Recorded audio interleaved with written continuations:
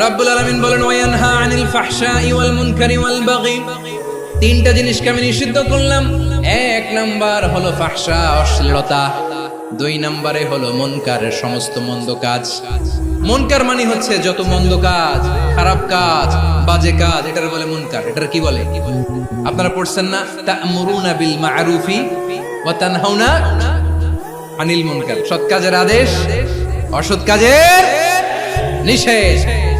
মুনকার, মুনকার হচ্ছে মানুষের স্বাভাবিক বিবেক বোধ যেটাকে খারাপ বলে, ওইটাই মুনকার। পৃথিবীর সব আসমানি গ্রন্থ যেটাকে খারাপ বলেছে, মানুষের স্বাভাবিক বিবেক বোধ যেটাকে খারাপ বলেছে, এগুলো সব মুনকার। যেমন ইফতিজিং, এটা কি ভালো না খারাপ?